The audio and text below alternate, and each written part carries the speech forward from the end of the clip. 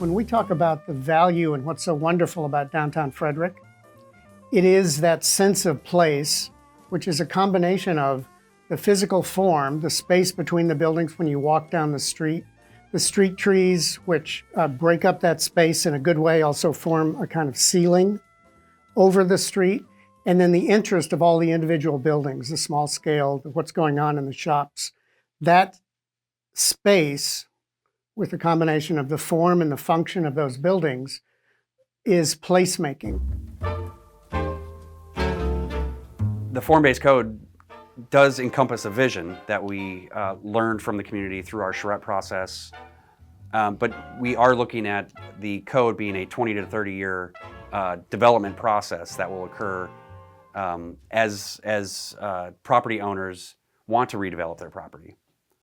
This is a kind of development that will not be a drain on the city's finances, but will be a net contributor. It pays for itself. This will be a valuable development that contributes to the tax base of the city. The current system, I call it the conventional system, because a lot of places are starting to change over. The conventional system really micromanages use and density. Conventional zoning has no notion, zero notion of creating a public space. Form-based codes, that's their first notion, how the buildings are lined up along the street to make that street space, or how they're pulled back in specific areas to make a public square or green. When we combine apartments and retail uses together, that mixed use generates higher values, and they're values that hold up over time much better than single-use developments. One of the problems we have in providing transit in suburban neighborhoods is that the density is too low, and so there aren't enough people who can walk to a particular bus stop. Under form-based code, the population is more focused and more easier to serve with transit. So again, it extends those qualities of downtown to East Frederick, creating walkable development, access to a wide range of services, to additional housing options throughout East Frederick.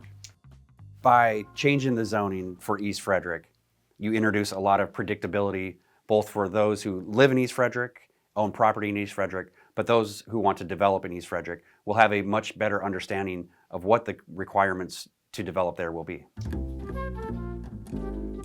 Adopting a form-based code for East Frederick will involve change in the existing zoning. There are many different ways you can use a form-based code that have been discussed over the years and employed in different places. In Arlington County, that form-based code was set up in the right way, which is, do you meet the code or don't you? Not, as often happens in development review, do I like the color of your shutters or something like that, highly subjective, which is bad for really everyone. Form-based codes deal with uses in a much lighter hand. They tend to have very broad categories. There will be large parts of East Frederick where the use is extremely flexible, but there's still some things that you have to control to prevent, I call noxious adjacencies, or things that just traditionally had never made sense in a city. With the form-based code, that use might be restricted, but also the scale of a building is managed so that the physical form also manages use. If you want to change your business a little bit, the form-based code isn't going to say, I'm sorry, now you're in another zoning category and you need 12 more parking spaces, things like that.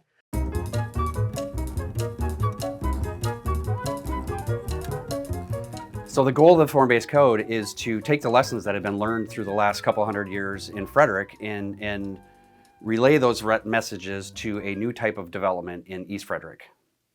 The city sees this as the best way for success and good placemaking in East Frederick. Conventional zoning doesn't do placemaking. It governs some abstract statistics, and it really leaves out the most important factor, which is the physical form. If you build something right the first time, it's going to contribute to the community for decades to come.